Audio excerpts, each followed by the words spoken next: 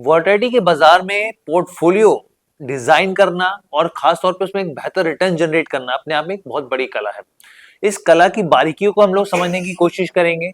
साथ ही ये भी समझने की कोशिश करेंगे कि जो इंडेक्स फंड है, अगर इंडेक्स को ही यहाँ पर फॉलो कर रहा है तो फिर रिटर्न कैसे यहाँ पे जनरेट होता है, इसकी बारीकियों को भी समझेंगे। और तमाम चीजों पर चर्चा करने के लिए हमारे साथ बेहद खास मेहमान है दीपक यादव जी हैं, जो कि हेड पैसिव बिजनेस बिरला सन लाइफ म्यूचुअल फंड से जुड़ रहे हैं। सर बहुत बहुत स्वागत है आपका। Thank you so much Harsh. Sir सबसे पहला मेरा सवाल हमारे दर्शकों को समझाइए, क्योंकि ये अपने आप में बाजार जब हम लोग पिछले एक साल से देख रहे हैं, एक क्योंकि म्यूचुअल फंड की इंडस्ट्री को कहा जाता है कि आप थोड़ा लंबे समय के नजरिए के हिसाब से देखिए, लेकिन फिर भी जो निवेशक हैं वो शॉर्ट टर्म के नजरिए के हिसाब से भी देखते हैं। और ऐसे समय में जब बाजार वोलेटाइल हो, आगे बढ़ ना रहा हो, टाइम वाइज करेक्शन देखने को मिल रहा हो, ऐसे समय में डिजाइन करना पोर्टफोलियो को, या फिर कहें उस समय ऐसे समय में म्यूचुअल फंड आपका जो फंड है वो परफॉर्म करना, किस हिसाब से इसकी रणनीति बनाई जाती है, बनानी चाहिए या तो हर्ष, अगर हम म्यूचुअल फंड लेवल पे भी देखें या किसी इन्वेस्टर या निवेशक के पोर्टफोलियो के हिसाब से भी देखें, तो हर कुछ सालों में ऐसा समय आता ही है। पिछले कुछ साल कोविड के बाद हम लोगों ने भारतीय मार्केट में और ग्लोबल मार्केट में भी बहुत अच्छा समय देखा है। जी। सो इतने अपस्विंग के बाद एक कूल ऑफ पीरियड जो हमें मिला है, मान लीजिए पिछले एक साल से तकरीबन, उसमें अगर हम देखते हैं कि हम लोगों को क्या करना चाहिए, देन पहली चीज जो दिमाग में आती है कि दिस इज द टाइम जब डाइवर्सिफिकेशन की जो वैल्यू है वो समझ आती है। डाइवर्सिफिकेशन तब होता है जब आप अलग अलग चीजों को जो एक दूसरे से इम्पैक्ट नहीं होती हैं, एक दूसरे के साथ जोड़ के कुछ बनाते हैं। सो लो कोरिलेशन कि अगर एसेट्स के साथ अगर आप पोर्टफोलियो बनाते हैं, लो बीटा के एसेट्स के साथ अगर आप पोर्टफोलियो बनाते हैं, तो ऐसे समय में अच्छा आपको बैकस्टॉप दे सकता है, आपको अच्छे आउटकम दे सकता है, आपको वॉलेटिलिटी से बचा सकता है। सर हमारे दर्शकों को और आसान भाषा में थोड़ा सा समझाइए कि लो बीटा क्या, आपका इसका कहने का मतलब क्या है? तो जैसे मार्केट है, अगर आप मार्केट समझ लीजिए कि निफ्टी 500 हो गया है, निफ्टी 50 हो गया है, जो ये स्टॉक्स हैं इनमें अगर इनका भी चयन करा जाए, तो ऐसे कई इंडेक्स फंड हैं और ऐसे काफी म्यूचुअल फंड हैं, एक्टिव म्यूचुअल फंड हैं, जो स्टॉक्स का चयन इस हिसाब से करते हैं कि जो अगर मार्केट 1 रुपया हिले तो ये स्टॉक 1 रुपए से कम हिले, स्पेशली अगर मार्केट 1 रुपये से नीचे गिर रहा है, तो उसको बीटा कहते हैं कि जो स्टॉक का मूवमेंट है विद रिस्पेक्ट टू मार्केट वो कितना है। अगर मार्केट 10 रुपए बढ़ता है तो ये स्टॉक आइडियली 10-11 रुपए बढ़ जाए, बट अगर मार्केट 10 रुपए गिरता है तो ये स्टॉक 10-11 रुपए ना गिरे, 8 से 9 रुपए गिरे। अगर आप ऐसे स्टॉक्स को डेटा के लेंस से देखते हैं कि जिनका अपसाइड कैप्चर अच्छा है पर जिनका डाउनसाइड कैप्चर थोड़ा कम है, वो स्टॉक्स आपको एक लो बीटा पोर्टफोलियो बनाने में हेल्प करते हैं। तो अच्छा सर, अब ये बताइए, क्योंकि अभी मैं आपका डिस्कशन सुन रहा था तो उसमें आपने कहा कि 3 पैरामीटर के हिसाब से हम लोगों को देखनी चाहिए चीजें, जिसमें आपने फंड के हिसाब से या फिर कहीं कमोडिटीज के हिस्से में आपने जोड़ा, यहाँ पर जो इक्विटी का यूनिवर्स है वो जोड़ा। तो हमारे दर्शकों को समझाइए कि एक अच्छा फंड क्रिएट करने के लिए आपको कहाँ किस हिसाब से यहाँ पे एसेट एलोकेशन करना चाहिए? तो देखिए, जैसे जो पैसिव इंडस्ट्री है या जो इंडेक्सिंग इंडस्ट्री है इंडिया में अभी अपने अर्ली स्टेजेस में है। म्यूचुअल फंड इंडस्ट्री में कमोडिटीज का एक्सपोजर सिर्फ पैसिव इंडस्ट्री के फॉर्मेट में ही आता है, जो ईटीएफ या इंडेक्स फंड या एफओएफ कहते हैं। सो पहले बिकॉज ये दोनों मेटल्स हमारे यहाँ पे बहुत अच्छी परफॉर्मेंस दी है, जैसे रुपया भी थोड़ा वीकन हुआ है, but the value of these metals extends beyond just INR, तो ये metals are looking even shinier today than they were in the last few years. तो ये देखते हुए पैसिव या इंडेक्स फंड्स में ये मेटल को काफी इजीली इंट्रोड्यूस करा जा सकता है।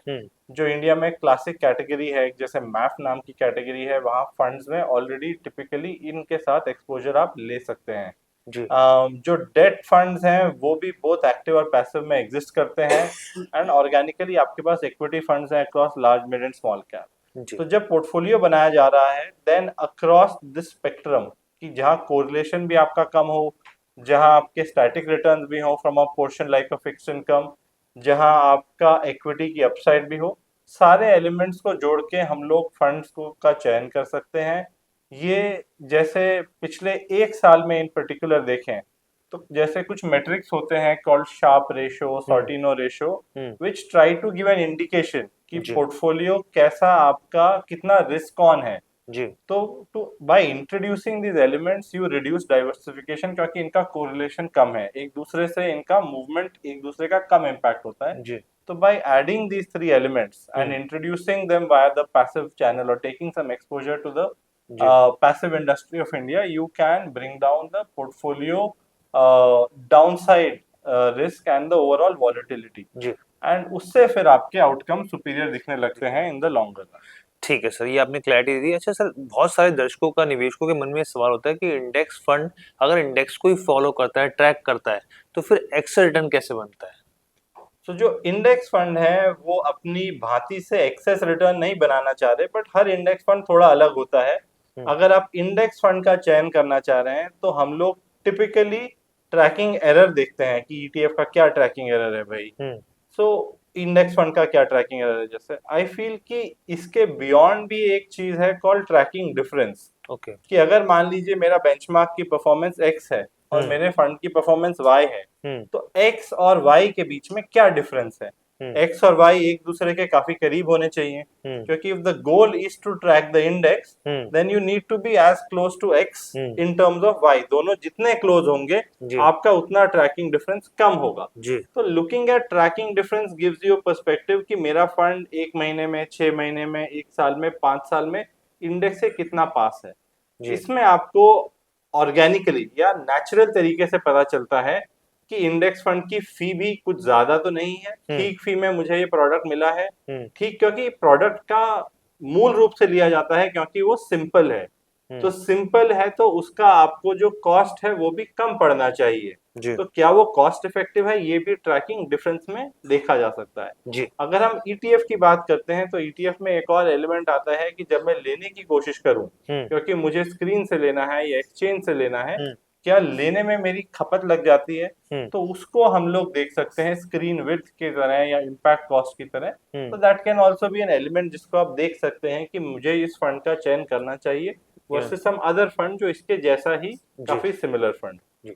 अच्छा सर, एक चीज सवाल निवेशकों के मन में आता है यहाँ पर कि जिस तरीके से गोल्ड और सिल्वर ने रिटर्न दिया है पिछले कुछ समय में, क्या दोनों का अपने पोर्टफोलियो में हिस्सेदारी रखनी चाहिए? यहाँ पर अगर रखनी चाहिए तो कितने % रखनी चाहिए? अगर दोनों में से एक रखना है, क्योंकि इंडस्ट्रियल मेटल माना जाता है यहाँ पे सिल्वर, तो क्या आने वाले दिनों में इसकी डिमांड और बढ़ती हुई दिख सकती है? क्योंकि वो डिमांड और सप्लाई का माइंड सीधा वो चीजें देखने को मिलती है यहाँ पे।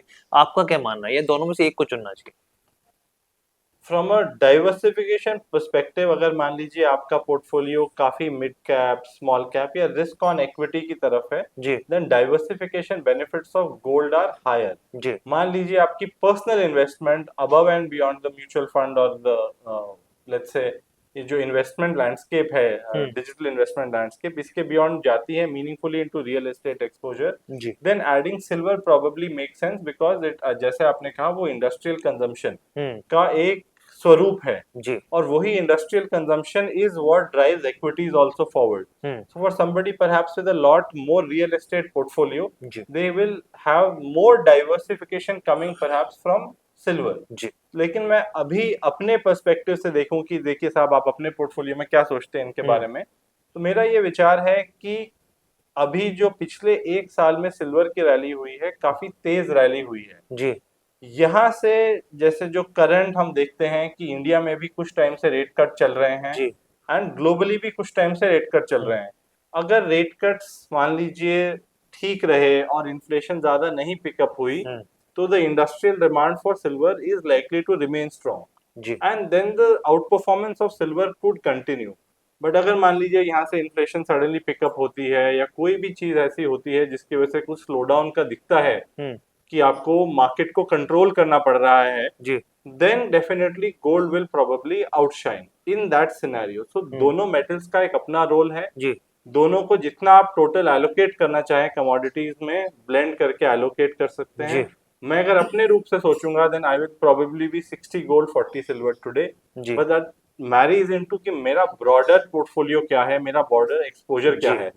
तो इस सब का जवाब आपके जो इन्वेस्टमेंट एडवाइजर हैं उनके साथ, आप जो आपके म्यूचुअल फंड डिस्ट्रीब्यूटर हैं उनके साथ आप मिलके एक बार इसके अंदर जान के समझेंगे कि आपका रिस्क प्रोफाइल क्या है, आपकी रिटर्न एक्सपेक्टेशन क्या है, तो आप अपने लिए सही जवाब को ढूंढ सकते अच्छा सर, एक सवाल अभी एमफी का आंकड़ा निकल कर आया है और उसमें क्योंकि हमने देखा पिछले 5 सालों में पैसिव फंड ने बहुत अच्छा ग्रो किया। आपका क्या मानना है, क्योंकि ये जो डाटा है उसमें रिफ्लेक्शन साफ तौर पे देखने को मिला कि जो इनफ्लो है वो यहाँ पर जो है पैसिव फंड में घटता हुआ दिखा है, ये क्या इंडिकेट कर रहा है? सो पैसिव फंड तकरीबन 5 साल पहले अगर हम देखते हैं टोटल म्यूचुअल फंड का, तो 7% म्यूचुअल फंड की इंडस्ट्री पैसिव में आती थी। जी अब तकरीबन 16-17% की इंडस्ट्री पैसिव फंड में गिनी जाती है। जी इसमें काफी पुश है हमें एक तरीके से इंस्टीट्यूशनल साइड से आप कह लीजिए। जी बट हम देख रहे हैं ईयर ऑन ईयर की रिटेल पार्टिसिपेशन भी है, HNI पार्टिसिपेशन भी बढ़ रहा है। जो रुझान है पैसिव फंड का वो ट्रांसपेरेंसी की वजह से आता है।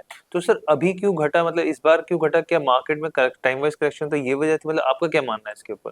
पिछले 6 महीने में थोड़ा सा आपको कम होते हुए दिख रहा है, जो पिछले 5 साल की पेस है हल्की सी कम होती हुई दिख रही है। जी क्योंकि किसी भी करेक्शन में होता क्या है कि जो पैसिव फंड है, क्योंकि वो एक रूल बेस्ड अप्रोच से चल रहा होता है, जी तो वो अगर इंडेक्स को मैच करता है, तो इंडेक्स अगर अंडर परफॉर्म कर रहा है या नहीं परफॉर्मेंस दे पा रहा है, तो आपको थोड़ा सा सेटबैक लगता है। जी वैसे ही अगर आप थोड़ा एक्टिव इंडस्ट्री को देखते हैं, तो active industry can have multiple levers at their disposal जी कि वो इसको थोड़ा सा बेटर अब्सॉर्ब कर सकते हैं। जी तो वो देखते हुए हल्का सा एक पिछले 6 महीने में स्लो डाउन आया है। जी बट अगर हम ग्लोबल ट्रेंड को देखते हैं कि कहाँ जा रही है दुनिया, तो द एडवेंट ऑफ ट्रांसपेरेंसी, जी ये जैसे आज के दिन आप भी एज एंड निवेशक देख रहे हैं, आपको आज के दिन मालूम है सेंसेक्स क्या है, जी निफ्टी क्या है। जी अगर रोज सेंसेक्स निफ्टी के बारे में हर दूसरे चौथे दिन सुनते हैं, तो ऑर्गेनिकली आगे नेचुरली आपका एक रुझान बनता है कि मैं भी निफ्टी और सेंसेक्स की ग्रोथ जर्नी का हिस्सा हूँ। जी एंड दैट,